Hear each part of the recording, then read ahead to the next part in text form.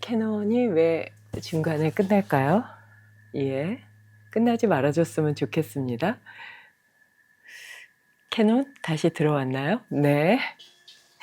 그래서 이게 한 번 더 될 수도 있더라도 극히 공감 가는 내용이어서 한 번 더 정리를 할까 하는데요. 제목은 지혜롭게 쾌락을 추구하는 법. 뭔가 이렇게 가슴이 뻥 뚫리는, 뭔가 쾌락 이러면 머리에서 뿜뿜 폭죽이 터지는 이런 효과가 막 있지 않나요? 단어만으로도 뿌듯하군. 약간 이런 느낌을 갖게 되는데요.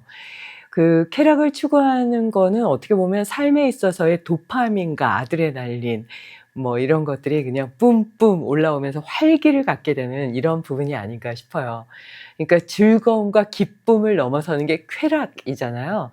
그래서 쾌락 중추 뭐 이런 얘기 나오면 그게 뭔데? 약간 이렇게 듣게 되고 나는 쾌락을 추구하진 않지만 매력적이지 라고 느끼게 되는 게 우리의 일반적인 어떤 관심이 아닐까 싶은데요.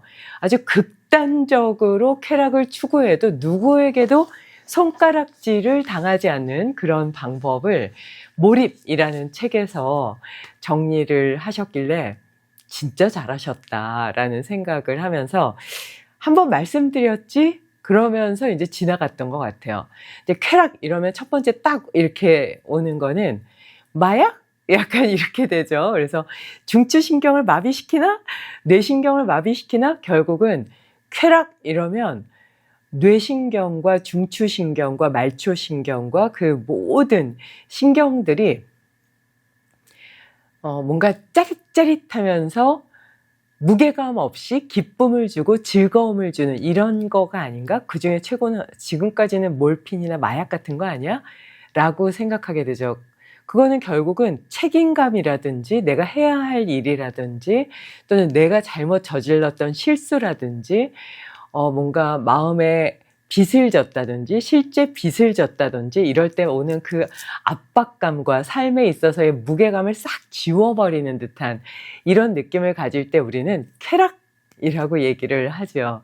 근데 그 무게감과 괴로움과 어떤 책임감이라든지 몰려오는 것 같은 삶의 숙제 같은 것들, 나 저 사람 정말 싫어하고 싶지 않은데 왜 저 사람은 내 머릿속에서 내 심장에서 떠나지 않아서 날 왜 이렇게 괴롭히는 거지? 저 사람만 없으면 난 참 기쁘고 즐거운 삶을 살 것 같아. 뭐 이런 생각을 할 때도 있고요. 그때 이제 쾌락이라는 게 같이 오게 되면 그래 정말 즐기면서 사는 삶 얼마나 좋을까 이러면은 아주 대표적으로 로마 황제들 음식을 막 먹는다든지 성에 있어서 완전히 오픈되어서 중세 때는 거의 그 성병이 그 귀족들 사이에서 완전히 유행을 해서 그때 이제 플라스틱 서전 해서 이게 그 코를 세우는 이런 수술들이 시작된 게 성병에 걸려서 코가 문드러지고 막 이런 것들이 많이 나타났다고 하거든요. 그때 이제 자기의 살을 떼어다가 코를 이렇게 문드러져서 형체가 없어진 코를 만들어 넣기도 했는데 그러다 보니까 귀족들이 이제 부끄러워서 코가 문드러지지 않은 사람은 어떻게 보면 자기 삶에 있어서의 그 욕구조차도 잘 조절할 수 없을 만큼 피폐한 삶을 살고 있다. 나처럼 좀 즐겨봐. 이런 문화를 말도 안 되게 만들었다고 해요. 그래서 코가 문드러지지 않은 사람들의 경우에는 좀 이렇게 비웃음을 당하게 할 정도로 말도 안 되는 문화도 잠깐 만들어졌어요. 그거는 아주 잠깐 지나갔던 문화라고 해요. 그러니까 어떻게 보면 사람들은 쾌락 이러면 성적인 것 아니면은 뭐 음식에 대한 것 말초신경을 자극한다 그래서 아주 짜릿짜릿한 것 이런 것들을 생각하지요. 그래서 욕구와 욕망의 빵 퍼짐 그런 어떤 상황에서 걸림이 없음 이거를 이제 쾌락이라고 착각한다라고 몰입이라는 책에서는 얘기를 하고 있어요. 그러니까 그거는 결국은 고통의 나락으로 떨어지는 어떤 피크 포인트에서 확 떨어지는 이런 느낌이잖아요. 그러니까 뭔가 이렇게 지워지기도 하고 해야 할 일에 대해서 미루고 걱정하지 않고 뭔가 감각을 이렇게 딱 감추어서 어떻게 보면은 그냥 가린 상태죠. 그래서 뉴욕인지 여기서 무식이 탄로나네요. 그래서 거기가 아닌 것 같아요. 미국의 무슨 거리죠? 좀비 거리. 그래서 중추신경을 마비시켜서 이렇게 완전히 이마가 땅에 닿게 그냥 90도로 탁 이렇게 쓰러져 있는 이런 사람들이 길거리에 막 정말 널브러지듯이 누워있기도 하고 막 이런 거를 보게 되잖아요. 근데 그걸 보면서 와, 쾌락이다. 쾌감을 느끼는 어떤 상태구나. 이렇게 느끼지 않죠. 고통이네 라고 느끼고 어리석다 라고 느끼고 아우 불쌍하다 어쩌지 라고 느끼게 되잖아요. 그러니까 쾌락이라는 걸 잘못 생각하게 되면 그렇게 되는 거죠. 삶의 어떤 무게감을 줄인다거나 나의 고통을 잠시 잊기 위한 노력은 어떻게 보면은 그거는 쾌락을 추구하는 게 아니라 고통으로 향하는 나락을 무지하게 모르는 어리석은 상태다. 이렇게 얘기를 할 수 있을 것 같고요. 진정한 쾌락의 추구자를 몰입이라는 책에서는 성직자들이 아닐까라고 얘기를 해요. 그러니까 이거는 달라이라마도 똑같이 말씀을 하셨어요. 극단적인 이기심을 갖는 것, 그게 바로 수행입니다. 라고 말씀을 하세요. 그러니까 나는 진짜 지복한 행복과 단 1초도 괴로운 상태에 들어가지 않기 위해서는 끊임없이 노력해서 수행을 하면 그게 가능해집니다. 라고 달라이라마는 말씀하시거든요. 그래서 어떻게 보면은 진정한 쾌락이라는 건 지복한 행복과도 연결이 되는데 그러기 위해서 욕구와 욕망을 조절하고 그러기 위해서 내 삶에 있어서의 삶의 숙제를 직면해서 절대 피하거나 합리화시키지 않고 직면한 상태에서 이걸 어떻게 바라보고 나아갈 것인가 하는 거를 뼈를 깎는 집중력으로 피땀 눈물을 가득히 담아서 한 걸음 한 걸음 한 걸음 나아갈 때 실질적으로 완벽한 쾌락의 상태, 그래서 지혜로운 쾌락의 상태로 들어갈 수 있고 그것은 지복한 행복, 끊임없는 쾌감과 쾌락이 따라올 수 있는 행복한 상태라고 볼 수 있다고 해요. 브라보죠. 맞죠? 그래서 결국은 몰핀을 먹어서 약간 내가 그 감각을 무디게 해서 쾌락의 상태로 들어갈 수는 있지만 진정한 쾌락이라기보다는 고통으로 들어가는 문을 연 것에 시작할 뿐이고 음식을 생명을 죽이지 않은 음식을 먹는다거나 새벽에 일찍 일어나서 내가 갖고 있는 무게감을 명확히 바라보고 두려워하지 않고 게으르지 않게 하면서 그것을 어떻게 삶 속에서 지우고 어떻게 삶 속에서 넘어감으로써 내가 무게감 없이 어떤 사람을 만나서 어떤 말과 행동을 해도 걸림이 없는 그런 상태가 되고 내가 지나가는 그 자리마다 사람들이 행복하고 평화로운 내가 피스쿠플 메이커가 되어서 삶을 살아갈 수 있을까를 고민하고 그것을 실행할 수 있는 게 수행이다 라고 얘기를 하거든요. 그러니까 지복한 행복과 지혜로운 쾌락을 위해서는 명상과 요가와 삶에서의 숙제를 명확하게 바라보고 지혜롭게 넘어가는 이 방법을 실천하는 것, 이게 지혜로운 쾌락을 추구할 수 있는 그리고 아주 극단적인 행복의 길로 갈 수 있는 최고의 방법이라고 봅니다.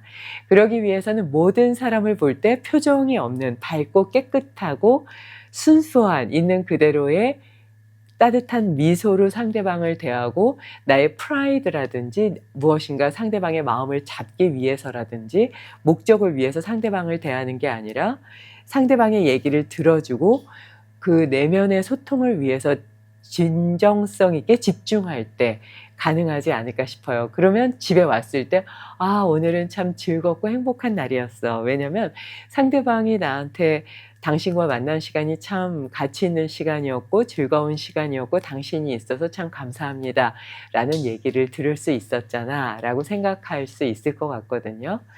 그러니까 이것은 어떻게 보면은 그냥 도피하고 두려워하고 불안해하면서 나만의 시나리오를 써서 드라마나 영화를 쓰면서 이거는 너무 힘들 거야. 욕구와 욕망을 참는 건 얼마나 힘들까. 이거 정말 내가 하고 싶은데 못하는 이 순간을 평생 이어가라고? 난 그렇게 살고 싶지는 않아. 그건 너무나 괴로울 것 같아. 라고 착각하면서 삶의 괴로움과 무게를 계속 쌓아가는 것보다는 순간 딱 직면하기 전에는 조금 무섭고 불안하고 어디까지 가야 될지 초조하기도 하지만 직면하고 나서는 이렇게 하고 나서 이런 방법으로 삶의 숙제를 지우고 상대방에게 순수하게 있는 그대로 솔직하게 대할 수 있다면 좋겠구나 라고 생각하면서 나아갈 수 있다면 그거는 삶에 있어서의 또 다른 아주 좋은 습관이 될 수도 있지 않을까 싶거든요. 이게 지혜로운 쾌락을 추구하는 방법이 아닐까라고 생각해서 이 방법을 전해드렸습니다.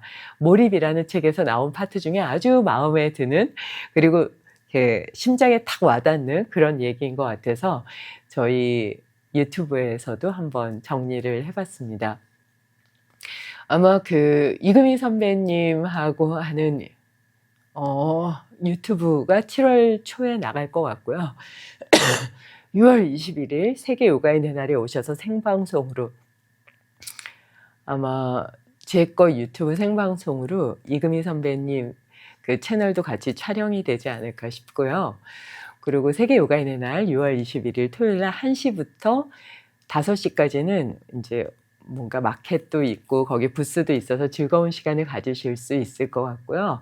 5시부터 세계 요가인의 날 시작하고 저는 전 세계에서 하는 프로토콜 총감독으로 아마 프로토콜을 전하게 될 것 같아요. 그리고 아마 이번에도 7, 8개국 대사관에서 오셔서 함께 한다니까 정말 세계 요가인의 날이 아닐까 싶은데요. 역사적인 일들이 많이 있었던 광화문 광장에서 세계 요가인의 날을 할 수 있다는 게 얼마나 감사하고 또 즐거운 일인지 모르겠습니다. 많은 분들이 기쁜 일인지 모르겠습니다. 많은 분들이 오셔서 함께 하실 수 있는 그런 세계 요가인의 날이 됐으면 좋겠고요. 5시여도 정말 햇볕이 강렬하고 덥기 때문에 선글라스, 모자, 양산 그리고 마실 수 있는 음료 정도를 가지고 오시는 게 도움이 되지 않을까 싶습니다. 7월 5일 스와미지 스케식에 관심 있는 분 말씀해 주시고요.